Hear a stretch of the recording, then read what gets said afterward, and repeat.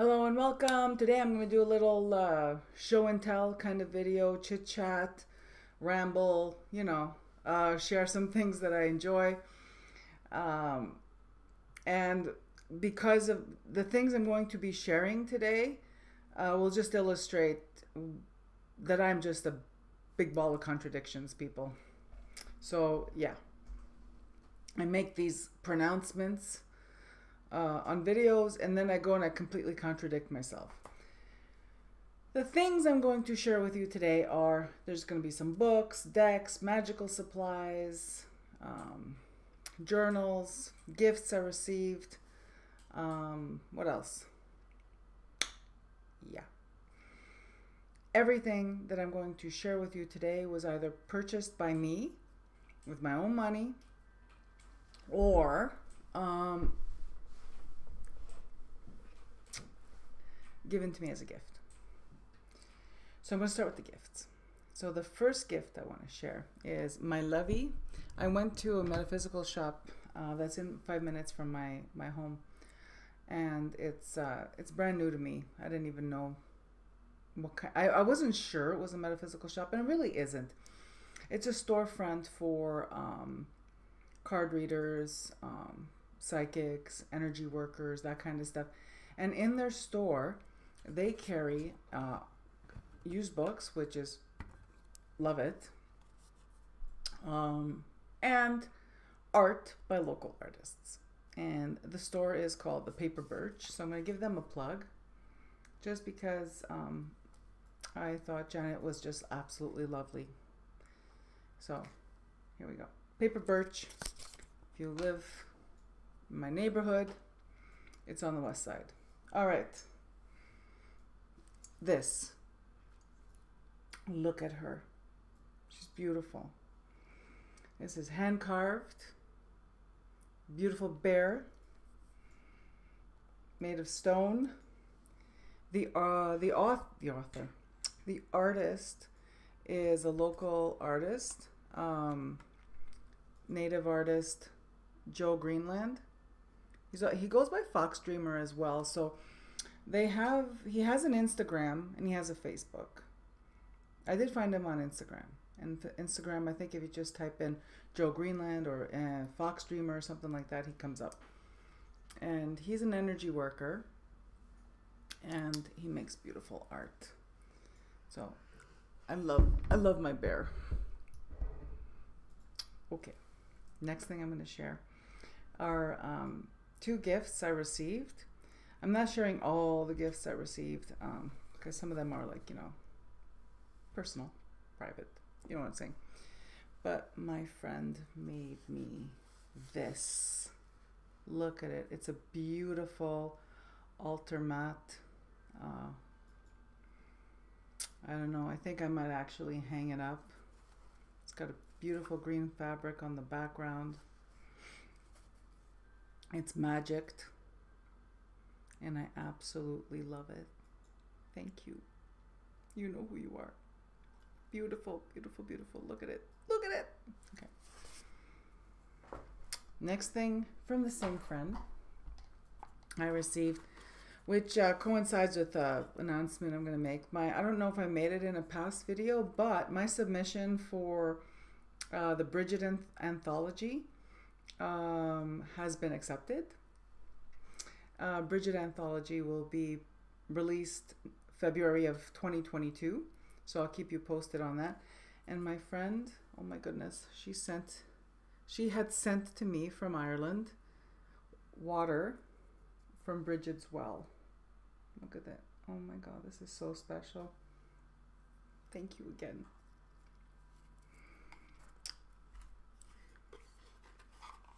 Water from Bridget's well. Oh my God, people, that is like water from Lourdes for Catholics. You know what I mean? Like, anyway.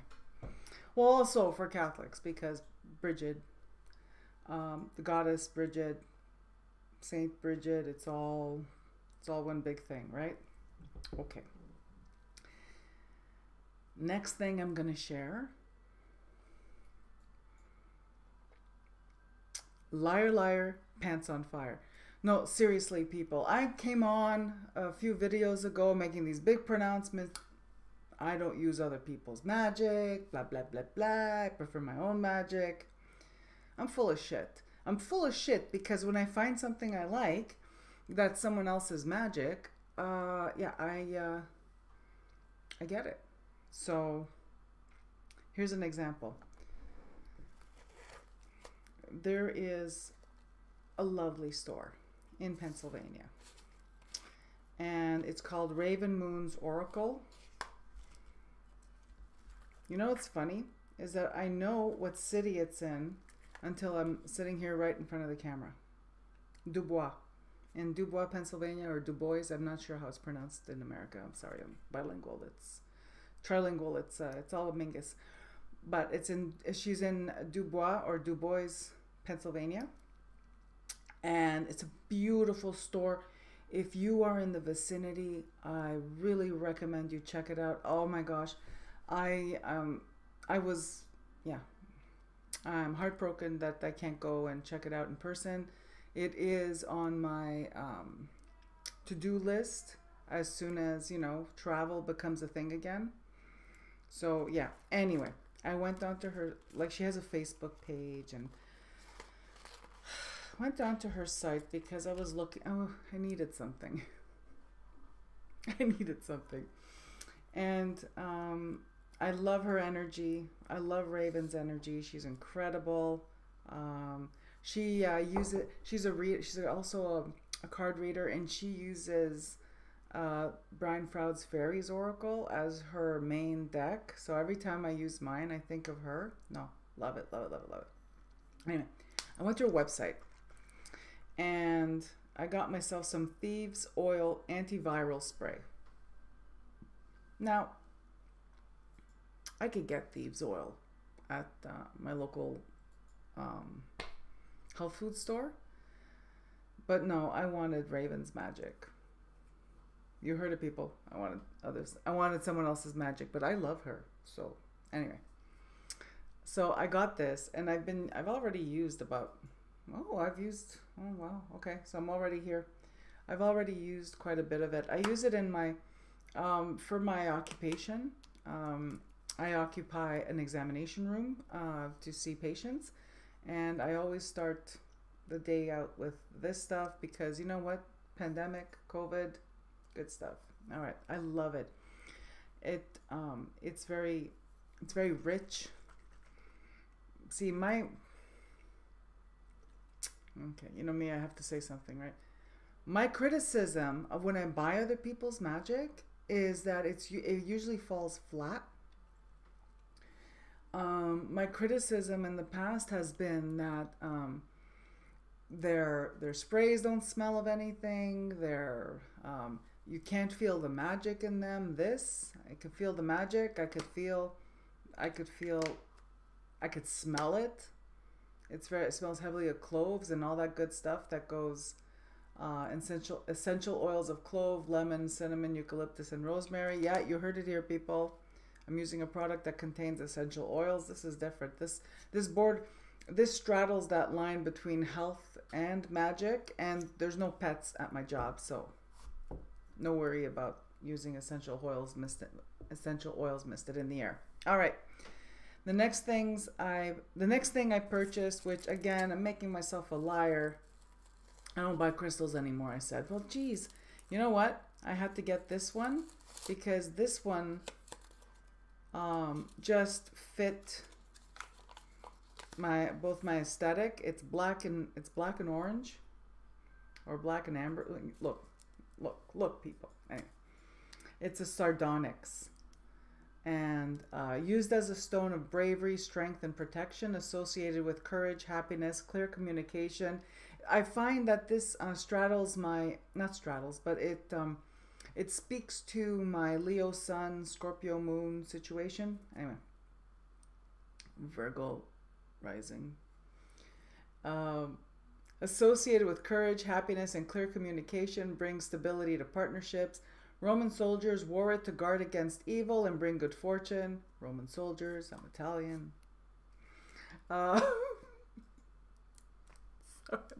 Sorry, people, it's been a while. Good for builders, athletes, and physical therapists. Gifts the wearer with eloquence. Okay.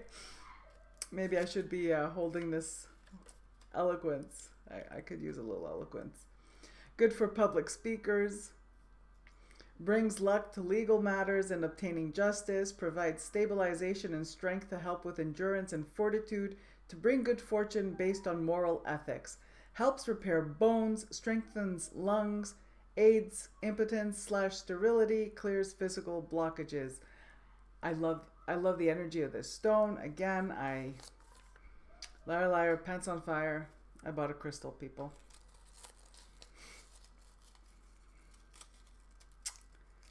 And yeah,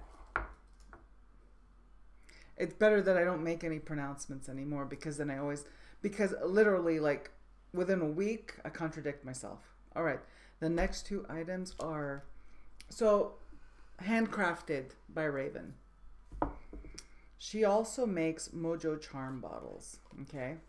And, like, these are not mass-produced shits, okay? And, like, oh my god, I know I'm a little harsh, but I have to tell you, I'm the fast fashion equivalent of witchcraft supplies. They're not for me.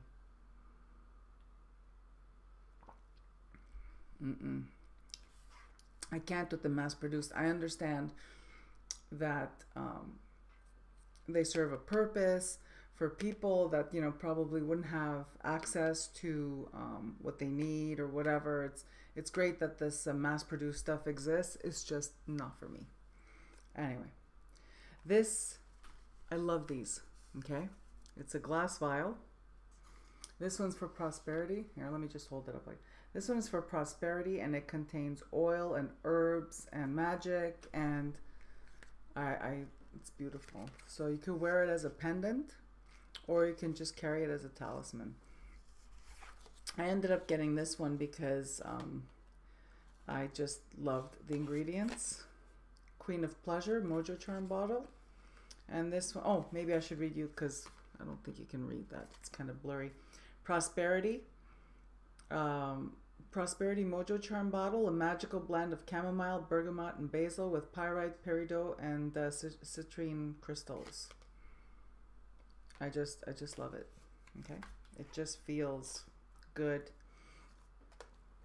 And this one is Sparks Love, Passion, Beauty, and Earthly Delights, Queen of Pleasure, Mojo Charm, magical blend of Damiana, lemon verbena, yarrow, catnip, rose petals, and violet oil. Okay, this one literally I got because it's a list of all my favorite things, with rose quartz, labradorite, aventurine, and garnet. It's custom made, coincidentally.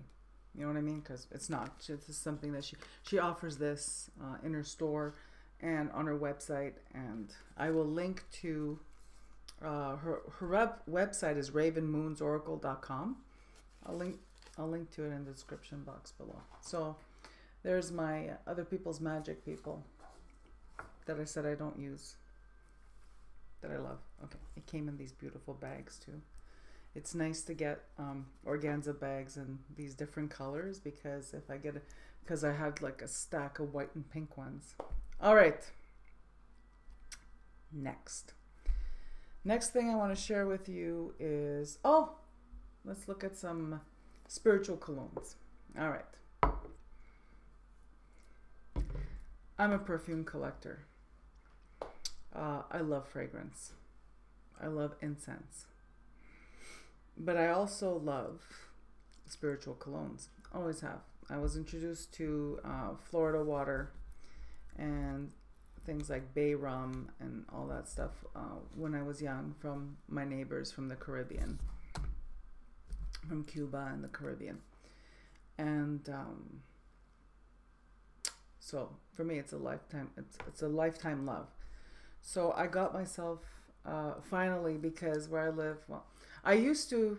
Okay, let me backtrack. Before COVID, before travel restrictions and madness, insanity, we used to do these regular pilgrimages to Washington State. We'd cross the border into Washington State, and I would do some cross-border shopping, or the term I coined is crow bow show, cross-border shopping. Anyway, And I would kill, I would go to the Walmart, Nomac, Washington, and pick up like, a whole bunch of bottles of Florida water and all the other things,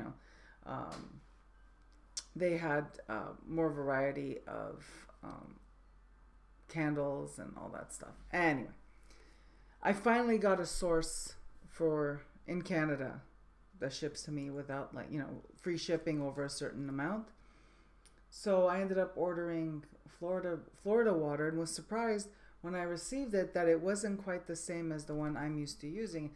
And the one that I use, which I recycled the bottle. I even said to myself, hang on to the bottle because you're going to want to show it in the video, but it doesn't matter.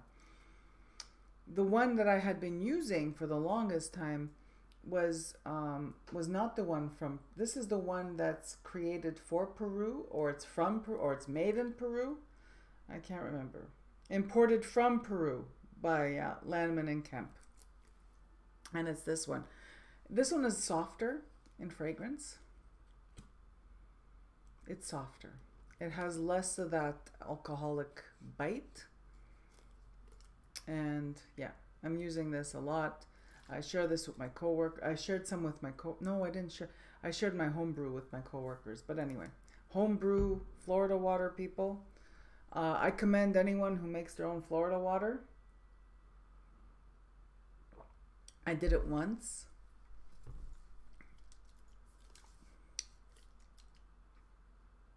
I like the convenience of this one. I think I like this one better than the one I'd been using forever. This one, the ingredients, this one actually divulges more of the ingredients. Cinnamol, citral, eugenol, limonene, linalool. Okay, they're all fragrance ingredients. There's even amber. This one contains amber. And the American one doesn't have that amber base. This has like a soft, rounded amber base. Anyway, either one of them are good. I use it to clear the air, clear myself, spray it. It's uplifting. Whatever it is that we do with Florida water, where it has a fragrance, as a blessing, to cleanse new items that come into the home. My friend, my beautiful girl here was completely Florida watered when I brought her home because, she was at a store. I'm sure I wasn't the first person to pick her up, but I also was the last person to pick her up, and I'm the one who took her home. Okay. I'm so weird, people. Oh, yeah.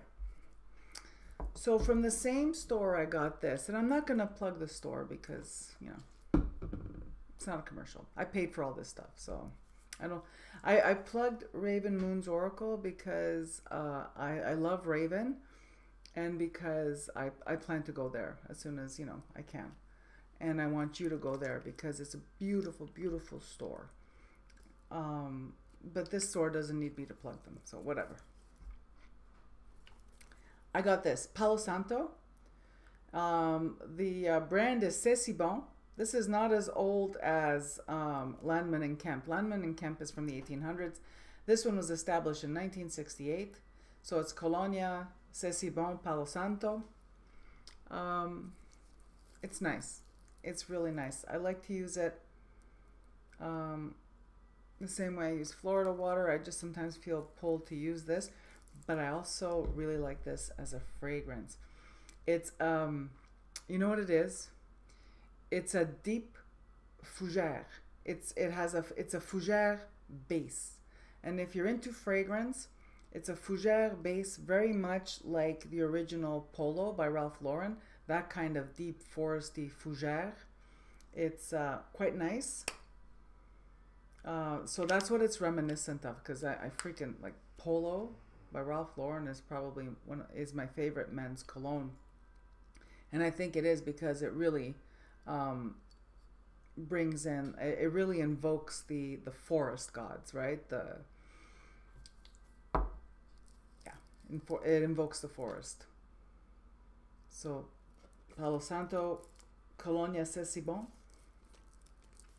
Very similar. It's like the base of Polo by Ralph Lauren. Beautiful fougere. I use it the same way. I think I'm repeating myself now. I use it the same way I use Florida water, but for some slightly different purposes whenever I feel called to it. I bought these kind of bottles on Amazon because they were, you get something like 6 of them for, they were inexpensive. They were affordable, is what I'm trying to say. And then I just use a paint marker. I could have made a label. Whatever. All right, and I use the same kind of bottle for my Florida water. And I also got the rose cologne, the rose cologne at the same time. So 1 bottle of Palo Santo, 1 bottle of rose cologne, and the rest, I think I got like 6 bottles of Florida water. All right, that was a long time spent on that, huh? Okay, next, I'm going to leave like the decks and books that I enjoyed, or that I, enjoyed, because there's a couple of ones I didn't. But anyway,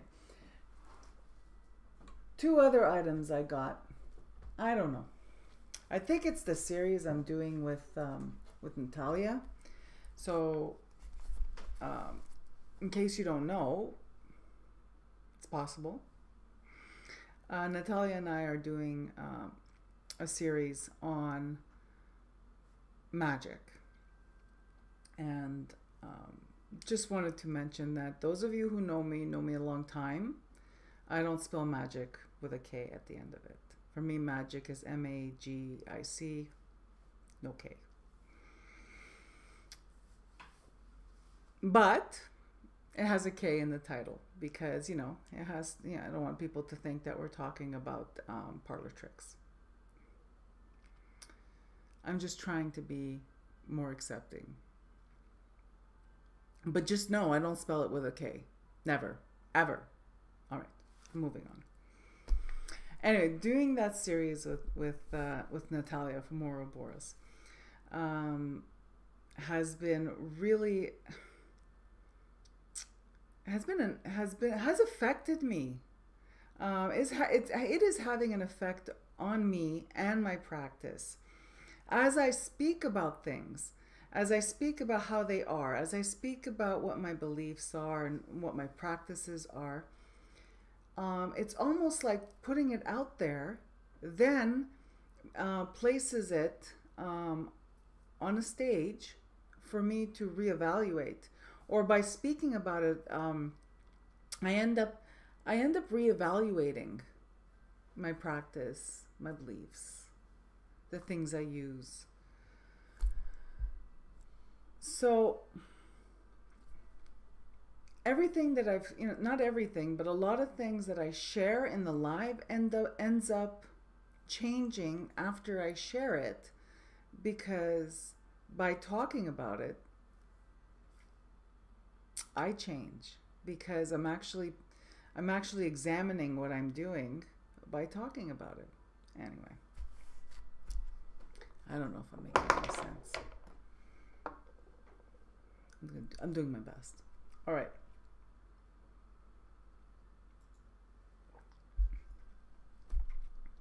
So I saw these two books on, I was looking on Amazon. I was looking for, I don't know what I was looking for. I think I was looking for a journal or something. And I'm so hard to please people. I can't stand myself. But anyway, I can hardly stand myself. I saw these two. The first one I'm going to share is this one. It says on the listing that it's 5x7, but happily it's actually 6x8. So it was nice because it's just a little larger. And it's that, it's that leather that, all these journals are made of, right?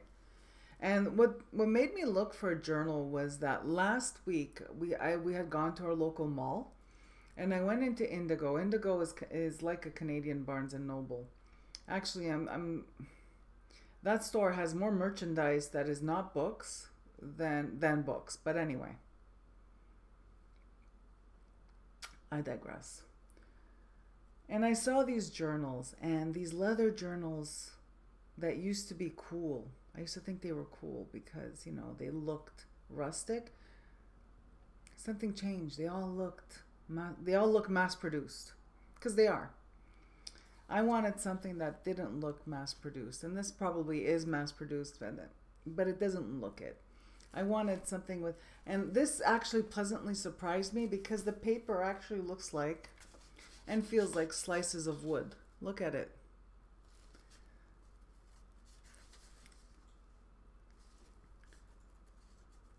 And I love the uneven pages. There's one page, I actually bought it because the critical feedback, critical reviews talked about how the pages are uneven, and totally my thing. So I'll be using this, and I'll enjoy it. There was two, and I couldn't decide between the two, and I'm glad I listened to my husband and got both.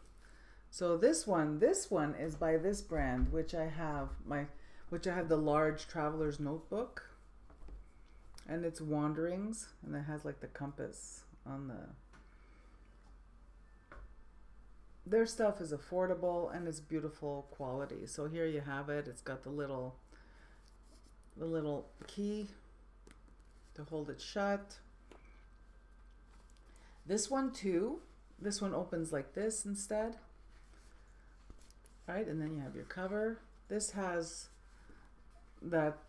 It's a different kind of paper. The other paper, the one in the other one, literally looks like it's shaved from a tree, whereas this one is like that handmade paper, and the edges are browned, and it's a softer, like almost a cloth-like paper. That paper literally feels like wood. It's so freaking cool. Anyway,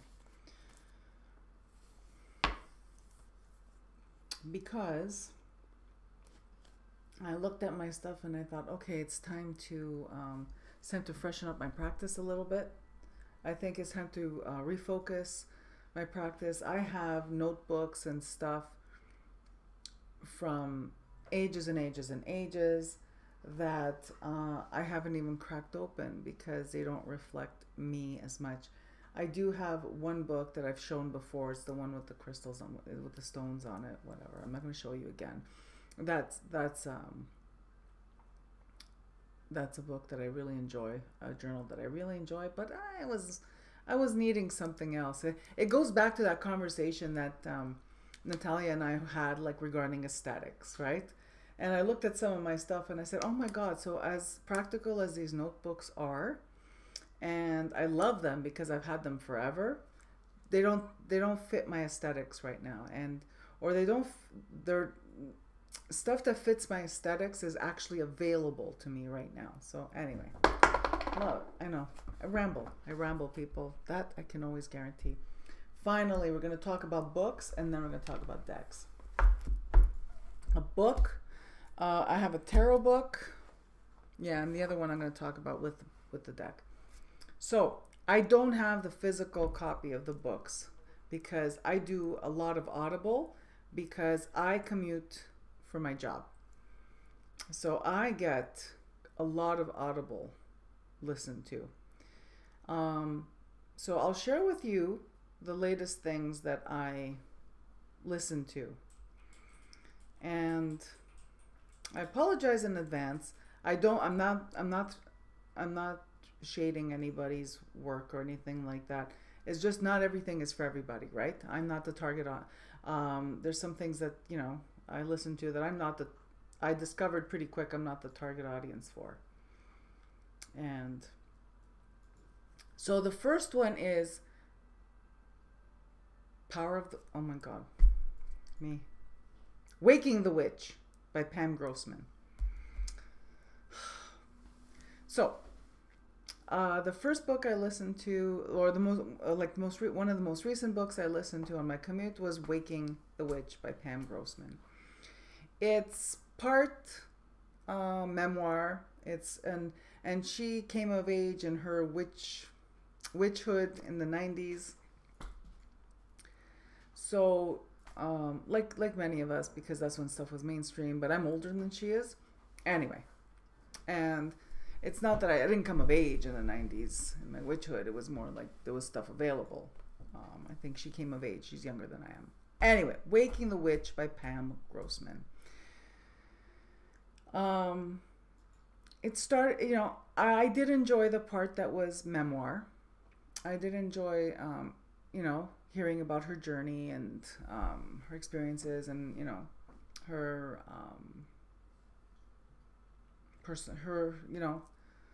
her experiences in her path and all that stuff, right? And I also did enjoy the context of it within her family dynamic. I really, really enjoyed the research she did on witches and how they were perceived in pop culture, in literature, in art. Oh my God! Like, I have to say, that was probably my favorite part of the book. Here's where it fell apart for me. It got political, and there's political, there's political with society, and there's political where you're presenting your time, your place in time, or the historic, it got political with the historical stuff, which was fantastic, right? The suffragette movement, and then the equal rights movement, and then post-feminism, and then post-feminism, whatever you want to call it, right? Where it really fell flat for me was when she spoke about the current political climate of when she was writing this book, which was the previous president. The tone that it took was of women being victimized. Like, suddenly women, we weren't the powerful witches anymore. Suddenly we're victims because of who happens to be the president of the United States. Now, before I get hate comments, I need to remind all of you that I'm American. I live in Canada. I'm American. So don't start with the whole what do you know kind of thing, right? I don't know. I don't live in America, but I'm American, and I'm a woman, and I practice magic. I really did not appreciate the turn her book took, where she gave examples from entertainment, TV shows, plays. I'm going to leave it nebulous, right? I don't want to spoil it for anybody who wants to read it, right? Where she demonstrates, instead of strong women who aren't. There was just something, people, that for me it just took a step. It was going forward, and then it just took several steps back, and I couldn't get over it. Also, I couldn't get over that, the last president of the United States was the root of all misfortune and all, you know what I mean? It's like, he's gone, man. Like, so already, this is like recent history, the recent past, but already it reads dated, is what I'm trying to say. So, yeah, it didn't do it for me.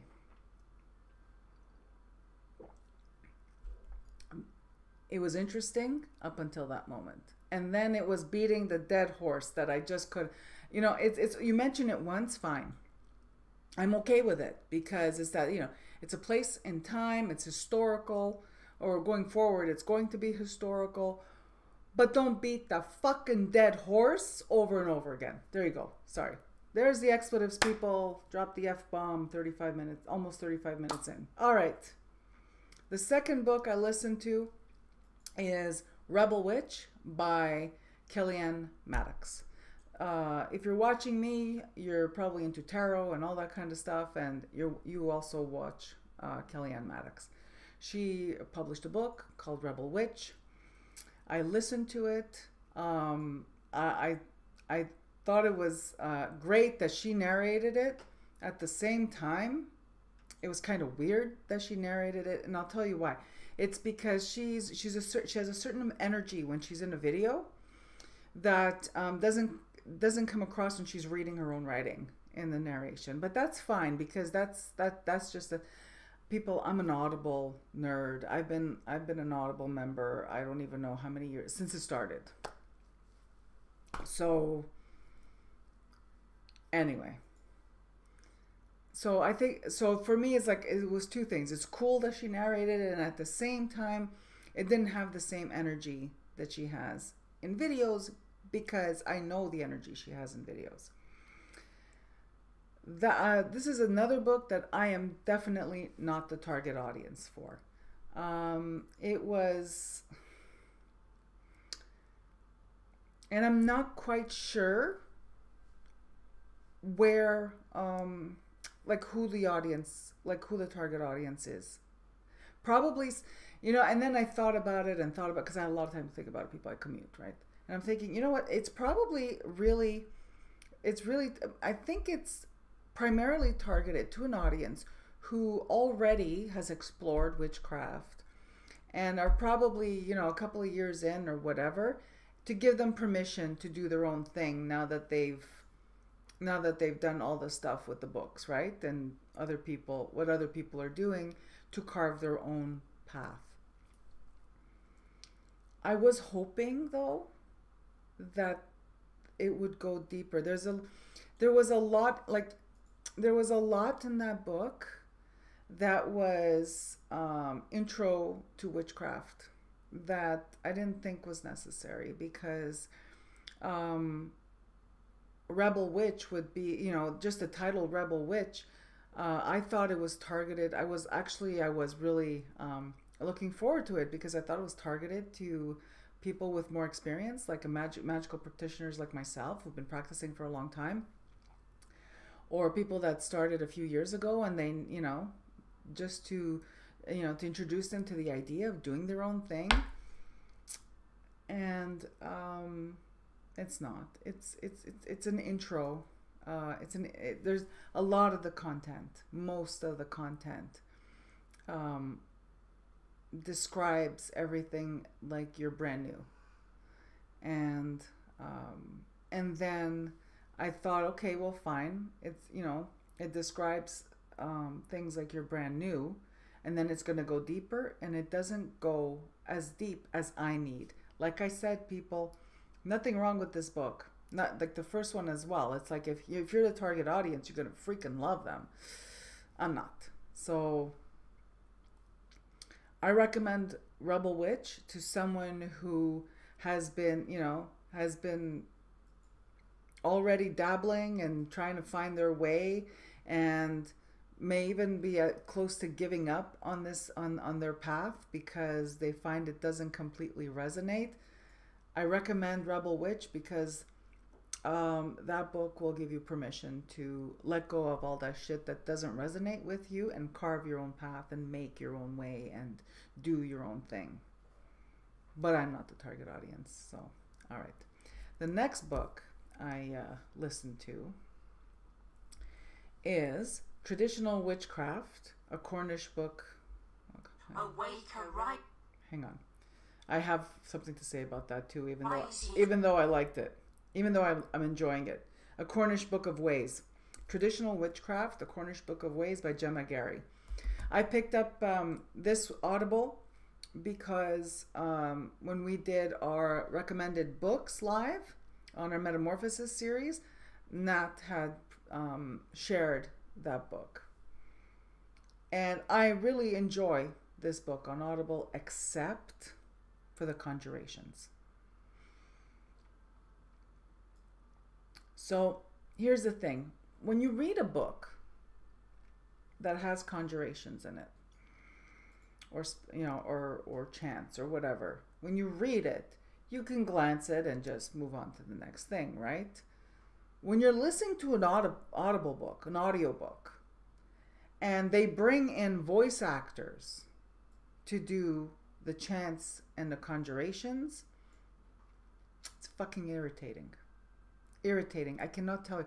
It is irritating because that would be something that I, reading it, would just skip over and maybe come back to it, or scan it, or you know what I mean? But to be trapped in my car, driving, and having to listen to the conjuration that is, the overacting on the voice actors is just...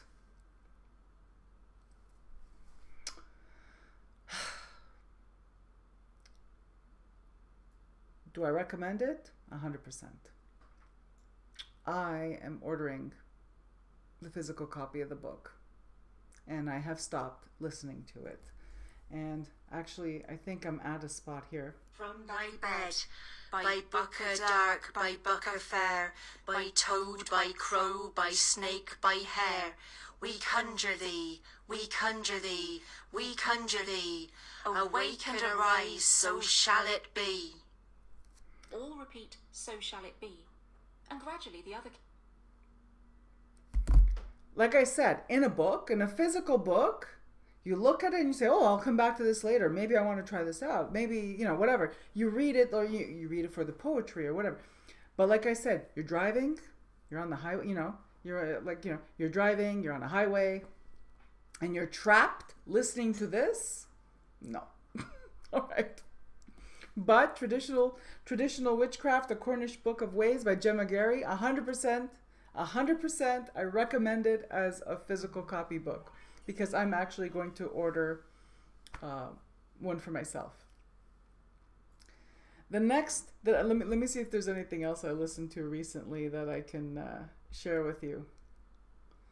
And, you know, I don't mean to sound negative. Like, you know, not Power of the Witch, oh my God, Waking the Witch was good until it got to that place where it wasn't good for me anymore.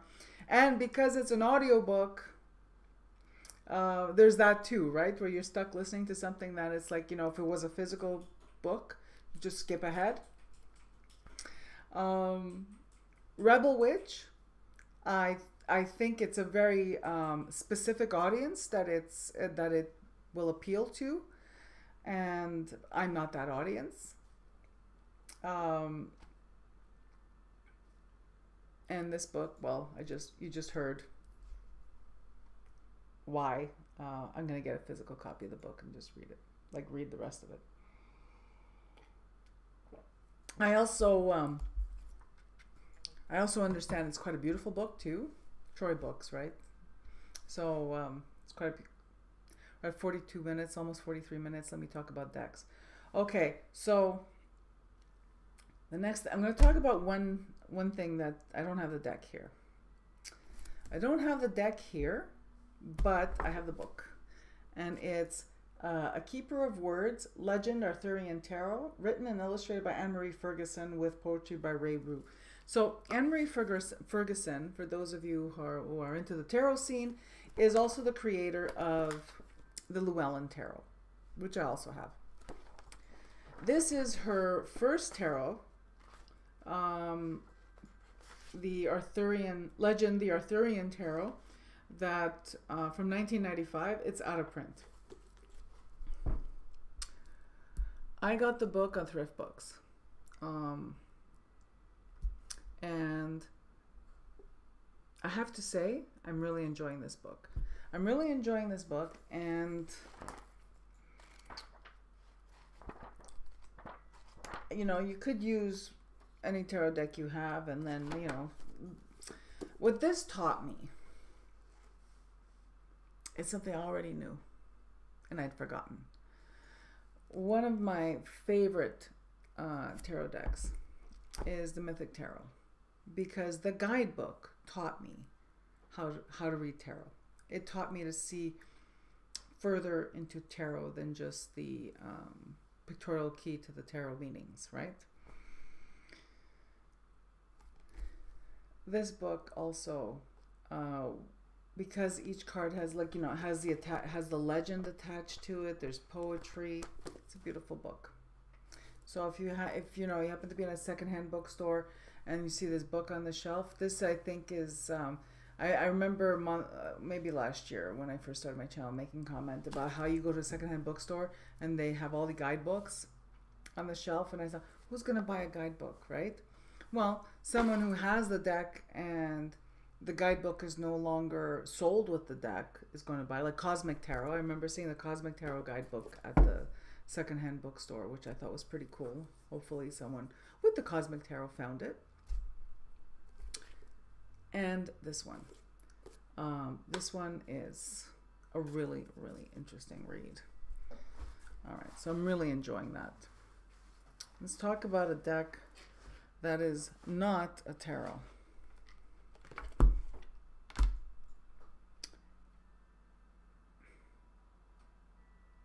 This one's not for me, people. And you know what? I probably knew it wasn't for me, but I ordered it anyway. So I think I'm gonna do a video where I have some, or actually here, this one, I don't know, I haven't decided yet. I've rehomed. If you've been following me for a hot minute, you know I've rehomed a crap load of decks. Like, you know, I went through the whole binging and then, you know, taking a hard look at my Tarot Overwhelm, Tarot and Oracle Overwhelm, and I got rid of all the ones that I don't use, don't care about, whatever, like FOMO, Fantasy Self, and all that stuff. I'm not gonna revisit that conversation. Although unless you want me to, I'm happy to revisit it, because it's not something that is solved quickly. It's a process, people. It's a process. It's a process that gets you to a place where you're binging on decks, and then it's a whole freaking process to undo all that.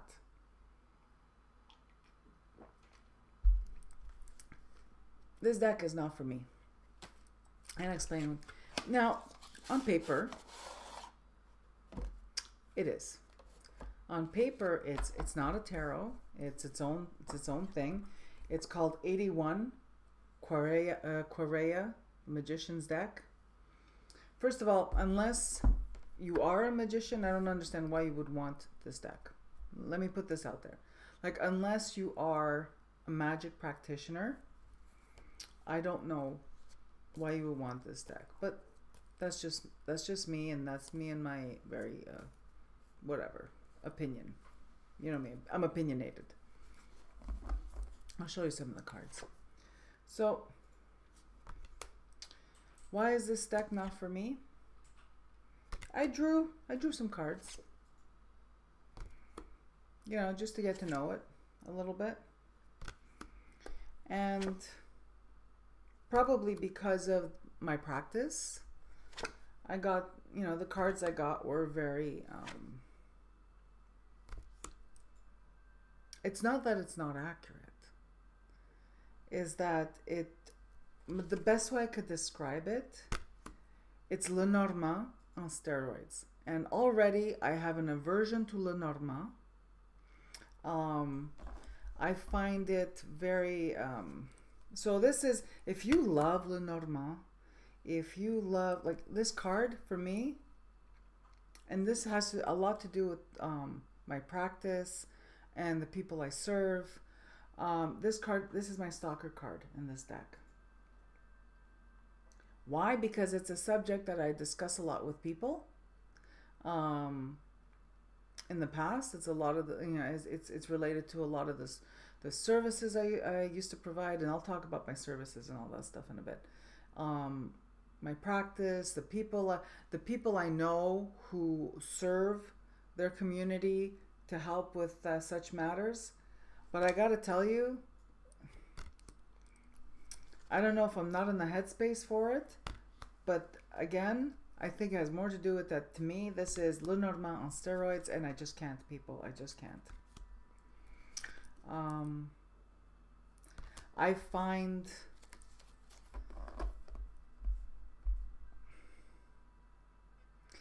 I'm not New Age, and I don't describe myself as a light worker or whatever the hell that means, right? But there's something about this deck that is doesn't quite vibe with me. So I'm gonna hang on to it for a bit, but I think I'm gonna look for a new home for it, because I have the guidebook. And the guidebook is interesting. I read most of the guidebook, but the cards, I'm not sure. I'm not sure this. Yeah, it's not that I'm not sure I'm keeping it, but so far I'm already sure that this is not my vibe, because people, I'm going to show it again, because this is my magician's deck. This is what I use. So yeah.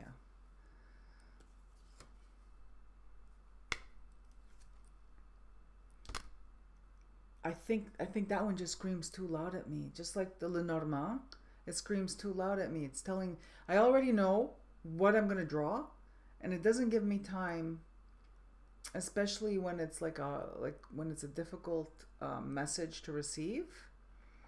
It doesn't give me time to digest it. Whereas I prefer tarot, and this is one that's my favorite. How many times I have to tell you? I know it's annoying, right? Anyway, so I use this one for what I like. FOMO, people.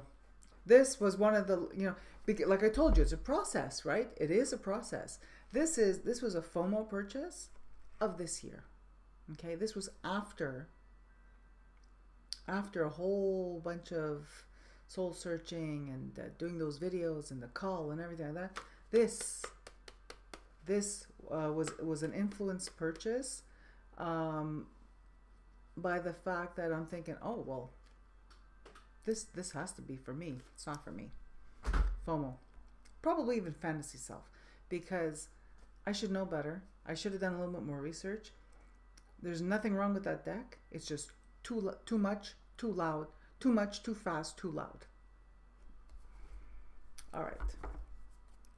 Some other decks, because we're doing the, so here's some other decks that I've been futzing around with, because not sure. Oh, sorry, did I shake everything? I probably did. This is one that I got last year, and it's Liminal Spirits Oracle by Laura Tempest Sakroff, which spirit cards. I struggle with this one. I'm not sure what it is about this deck that I'm drawn to it. I'm drawn to it, and at the same time, I'm repelled by it. And because of that dichotomy where I'm both drawn to it and repelled by it, I hang on to it, and I'm trying to work with it. I'm not quite sure what I find repellent. I'm not sure. But Laura Tempest Sakroff is a talented artist, and I do enjoy her art. Even the backs are her artwork, right? I do enjoy her art. And I love that this deck is based in traditional witchcraft and not, it's not fluffy, right? And it's traditional witchcraft with traditional witchcraft themes. And okay, so but I think some of the cards, I think some of the renditions, I don't know. It's not true. I think what threw me, it's funny because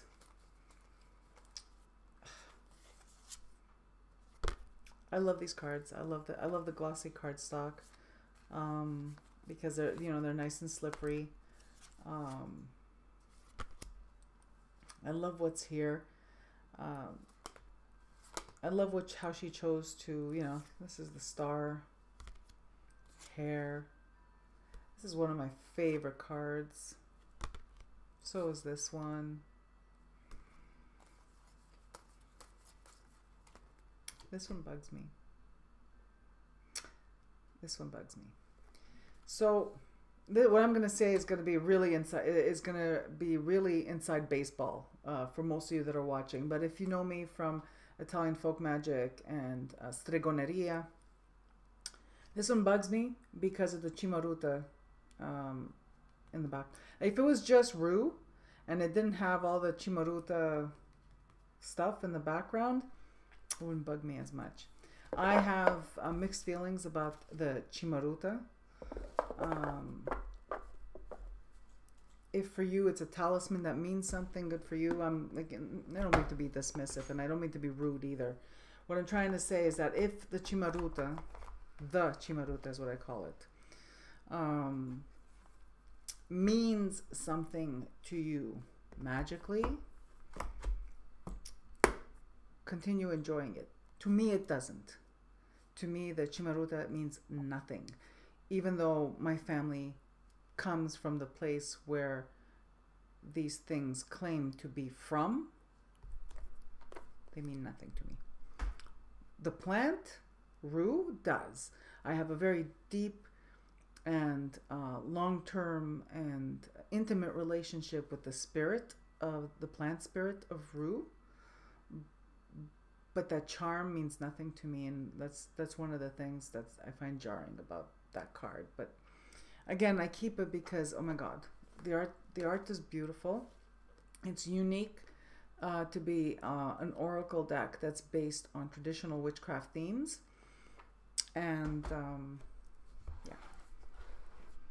2 more decks that I've been really enjoying. One of them is this one. So I actually ended up purchasing one just recently, another one for my daughter, because this one surprised me, people. This one by the guidebook. I'm not the target audience yet. Lately, it's one of my most used decks. I use the oracle cards frequently, and these are the oracle cards. I use them frequently. Usually I'll draw a card and it'll, because the keywords are universal. The keywords are expansive. They're universal. They're expansive. The keywords are pertinent. Totally. Like this. And it's edged in red, people. Anyway, it comes that way. I didn't do that. All right. What I did have to do, because I struggled with it, for a couple of months when I first got it, because when you draw a card, it was difficult to find in the guidebook because there's no table of contents or whatever. So in each section, I made my own table of contents and I put the page numbers on it. And I got and I tabbed it for the 4 different categories of cards. So I have Cosmic Source, Phases of Life, Elemental Magic, and Spell cards. So I had to do that. Also, there was some typos in the guidebook that I just went in with whited them out, and I made the correction. One example would be, let me see if I could find one quickly. Can I find one quickly? Probably not. Sorry. But it has to do mainly with, it's at the guiding messages. For instance, this card, Creation. So I forgot what it originally said, but I had to correct it to Air of Fire. And I had to do that for about 4 cards. Not a problem.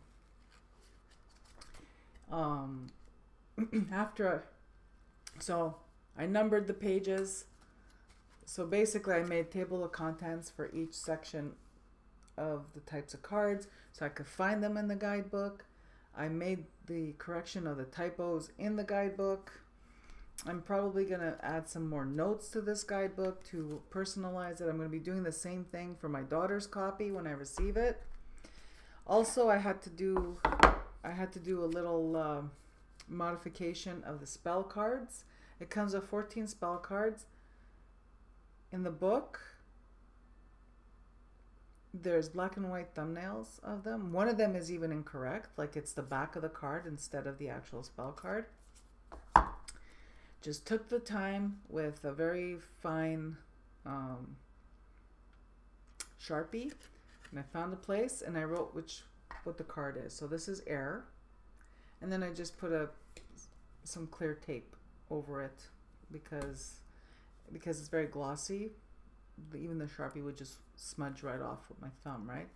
So right here, this is where I put, so this is where I don't know if you could see it, Death. and so forth. So I labeled all the spell cards on the back of the cards, so I knew what they were. It's not gonna lie, it's a lot of work for you know, for a deck, like, to get it to work for me. But I only took the time to do it because I saw it was a deck that would work for me. It was already working for me. I just saw that it could work better. And so that's what I did. Oh God, I got these all confused now. I love the texture of the cards. You got a bit of matte, you got a bit of gloss, you got a bit of texture. I love the size. I love, oh, sorry, it's upside down. I love the artwork. What I found interesting though is I'm almost certain they're either from Oregon or Washington State. I'm not sure, the creators, but their moon phases are Southern Hemisphere. So there's that. So because they're Southern Hemisphere, it's a little distracting. I could get over it. An option that I did think of, which great minds, people, was to just flip them upside down. So if I'm using a card that is, you know, if it's a moon phase that's waxing, it's facing the wrong way, I just flip the card upside down. So a lot of the modification I did to this deck, or rather aftermarket editing,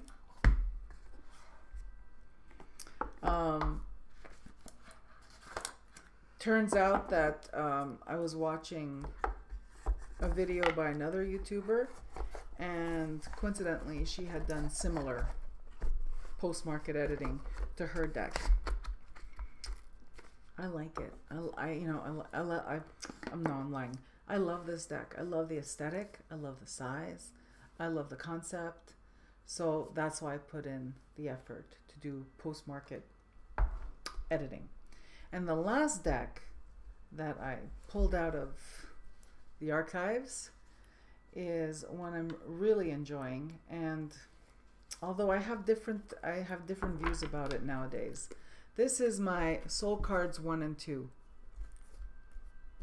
I used to have them mixed together as one big deck, but I learned that the two decks have completely different energy, and they have a completely different energy. So I keep them together in the same bag, but I keep the decks separate in terms of the cards. I keep the cards. I keep the deck separate, and I face them this way, and I keep them in the bag. Soul Cards 1 is very, it reminds me of my French language deck from a Québécois artist, Les Cartes de la Révélation Intérieure.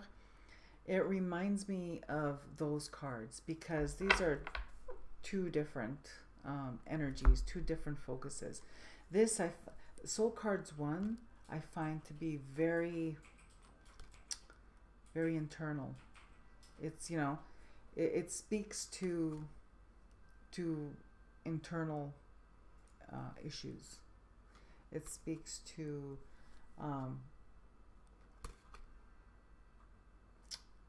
the internal workings of the individual that's reading them. And for those of you who don't know, there's no guidebook really. Like, the guidebook is not doesn't tell. There's no keywords on the cards. These purely speak to your imagination, intuition, experience. They speak. They can be very visceral. But I find this to be. These are very deep. The Soul Cards 1. Soul card, and it's about being receptive. I find these messages are messages you receive and you take in. Soul Cards 2, I find it to be more external in energy. it's like Soul Cards 1. Tell me what's bothering me. Like, help me understand what's bothering me. Help me understand what I'm feeling. Help me understand what I'm thinking. Soul Cards 2. What can I do about it? Help me come up with a solution. Give me advice on what to do about it. So that's, for me, that's how I read the 2 decks. So I will draw one from the other, and get incredible insight. And that's it, people. I went over an hour this time because it's been a while, right?